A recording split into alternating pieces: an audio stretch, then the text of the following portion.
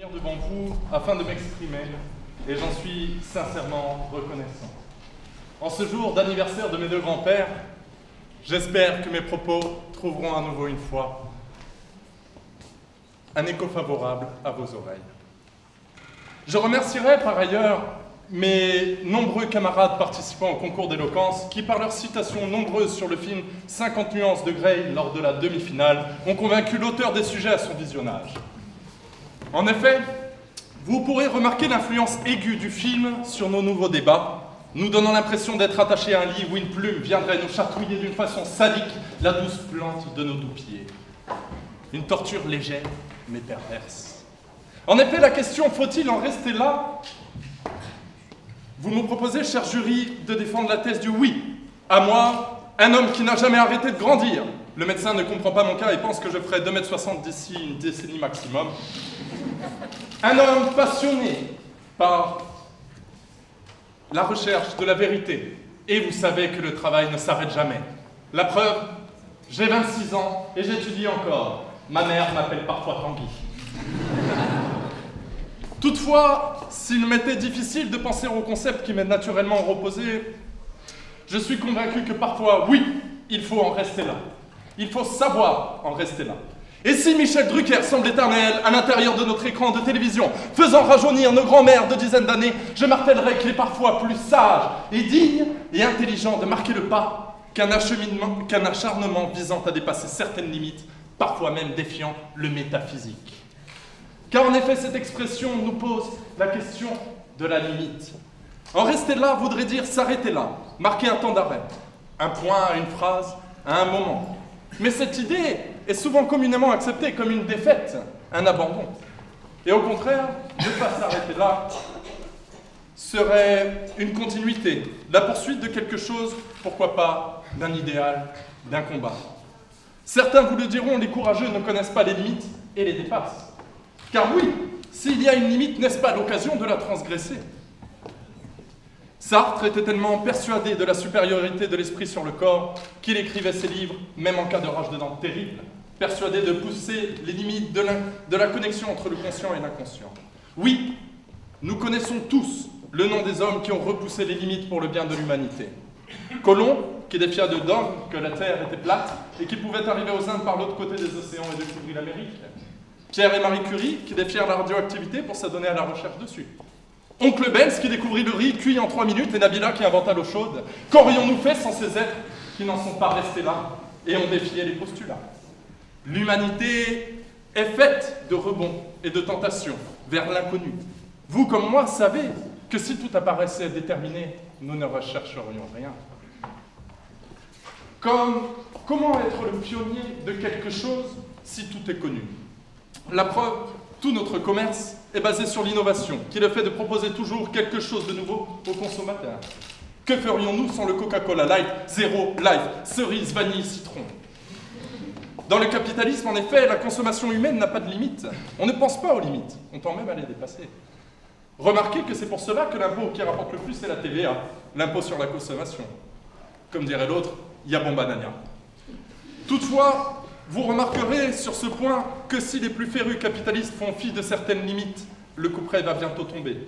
Quel constat alarmant! Alors qu'il existe une demi-douzaine de sortes de Coca-Cola, parlons maintenant des contenants. 250 milliards de microfragments de plastique contaminent la mer Méditerranée en surface. Oui, à l'innovation capitalistique, je vous opposerai l'action environnementale. En effet, François Hollande a bien été élu avec une promesse de campagne visant à réduire la part du nucléaire dans la production de l'électricité française et à la remplacer par de l'éco-énergie. Par ailleurs, qui n'achète jamais de bio? Le bio, et si l'idée est discutable, puisque Saint-Charles vous apprendra que le coût carbone peut être également élevé, n'est-il pas l'idée d'un arrêt quant à la surproduction de masse? N'est-ce pas le désir d'en rester là face à une agriculture incontrôlable, enchaînant scandale sur scandale dans le domaine sanitaire? La frénésie des hommes visant à dépasser les limites de la production annuelle, du rendement, ont abouti à la vache folle, à la grippe aviaire, au lait maternel frelaté, à la viande de cheval dans les barquettes de Findus, jusqu'aux tartelettes Ikea aux matières fécales. Comme son slogan l'indique, Ikea, bien plus qu'un marchand de bœufs. Car en effet, plus généralement, si on se pose la question de connaître les limites de l'expansion de l'homme, la réponse ne peut être que l'environnement. En effet, n'est-il pas préférable d'en rester là quant à la pollution de l'eau, de l'air et des terres? Et ma démonstration ne se contiendra qu'à quelques exemples de la pourtant très vaste liste de catastrophes provoquées par l'homme. En effet, quid de Tchernobyl? N'est-ce pas là le point de départ de la réflexion des hommes sur le fait d'en rester là avec l'énergie atomique? Qu'en est-il des marées noires? Le dernier incident arrivé en mer lors de l'incendie de la plateforme pétrolière de Deepwater Horizon, appartenant à BP, n'a-t-elle pas soulevé l'opinion publique contre l'arrêt des pratiques irresponsables en matière de protection de l'environnement? Mais malheureusement, peu importe les limites, la transgression de ces dernières n'est-elle pas de nature humaine? Et pour cela, je vous demanderai de bien réfléchir quant aux exemples entourant notre société. Les Jeux Olympiques en constituent un formidable. N'est-ce pas l'institution par excellence où les êtres humains s'affrontent afin de dépasser leurs limites, d'atteindre des records? La question qu'il faut se poser est plutôt, est-il bon de transgresser les limites et donc de ne pas en rester là? En restant dans le domaine du sport, que dire de ces sportifs qui, par avidité, orgueil ou tout simplement par envie de dépasser les limites, se sont dopés au point d'atteindre des performances dignes d'extraterrestres? Notez le paradoxe, car certaines normes de la société font de nous des pionniers lorsqu'on les dépasse, mais bien d'autres fois font de nous des criminels, des champions ou des ratés. Galilée, qui brava la doctrine religieuse, était un pionnier. Polanski, qui lui brava les règles de l'État américain, un pédophile. Mais quelle que soit notre conviction, notre motivation, notre cause, bonne ou mauvaise, n'est-ce pas du domaine de la sagesse que de savoir s'arrêter à certaines bornes? Savoir en rester là. N'est-il pas plus éloquent l'homme qui laisse son adversaire parler dans le vide lorsque les arguments se sont déjà fait entendre? Oui, il est vrai que certains, comme Diogène de Sinope, trouvent que des moyens plus provocants sont bons afin de se faire entendre. Et en signe de protestation, notre ami grec se masturbait frénétiquement sur la place publique. Mais n'est-il pas sage celui qui sourit aux insultes faites à sa pensée, celui qui rit des erreurs sans les pointer? J'appellerai donc à dépasser cette nature, ces pulsions qui nous condamnent à transgresser les règles, à dépasser les limites. Car tous les hommes dignes de raison, de conscience, doivent apprendre à se contrôler, à se dominer, nous enseigne Spinoza. Martin Luther King est bien plus resté dans la mémoire collective que Malcolm X en ce qui concerne le droit des populations noires. Et non, sous le prétexte que les pulsions sont humaines, on ne peut pas agresser une femme à moitié nue venue faire le ménage dans notre Sofitel. Que dire du député UMP Maurice Gutmann, qui cède à sa passion pour les petites filles et propose une éducation sexuelle à une gamine de 12 ans? Je n'aurai qu'un mot. Tu pousses le bouchon un peu trop loin, Maurice! Vous le voyez, vous comme moi, parfois, il faut savoir en rester là. Mais peut-on vraiment blâmer celui qui transgresse? Bouddha, plus spécifiquement Siddhartha Gautama, n'était pas exempt de vice. Et ce n'est qu'en sortant de sa demeure qu'il s'est rendu compte de la réalité et a décidé d'en rester là, avec sa vie précédente, pour emmener une dacette et trouver l'éveil. Celui qui n'a jamais fauté, peut-il vraiment être conscient de la bonne route? J'y réfléchirai deux fois, par ailleurs, que je vous demanderai, mes camarades, par rapport aux citations que vous avez faites, d'émettre beaucoup de réserves quant à ce que je viens de dire, puisque, selon ce postulat, Gérard Depardieu, que vous avez bien cité, est sur la liste des personnes à devenir le prochain Bouddha. Mais je reviendrai à mon propos et soulignerai qu'il n'y a qu'en s'imposant des limites que l'on peut se sentir vertueux. Et ceci à tous les niveaux de perfection de l'esprit humain. N'est-il pas vertueux celui qui n'a jamais commis l'adultère par pure autodétermination?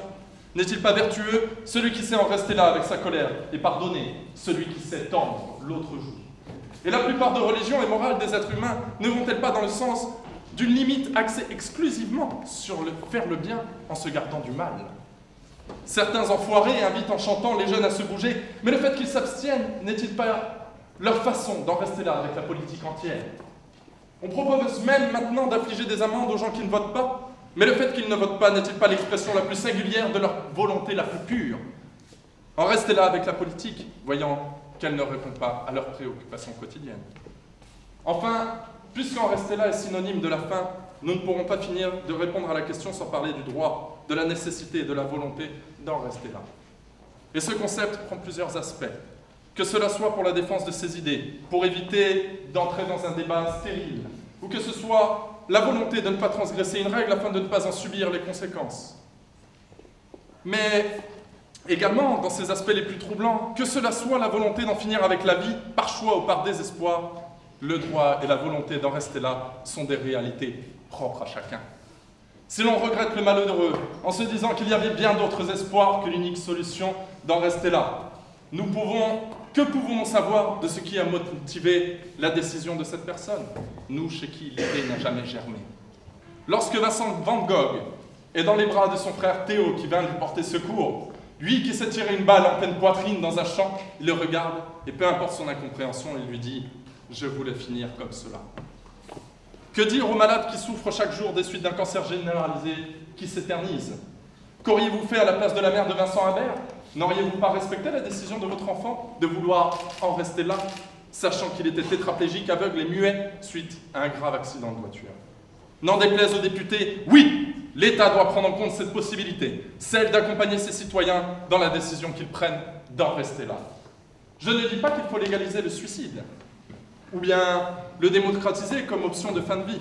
Mais que penser du sort de Chantal Sébir, qui, atteinte d'une tumeur très rare et très douloureuse, a demandé en 2008 au chef de l'État de pouvoir être assisté dans son suicide pour mourir dans la dignité et est retrouvée morte dans son salon après que notre pays lui ait dit non.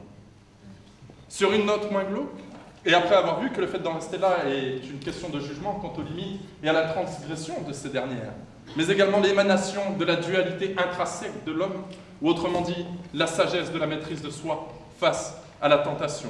Nous décortiquerons donc, pour finir, le dicton populaire « Toutes les bonnes choses ont une fin », sauf la banane qui en a deux.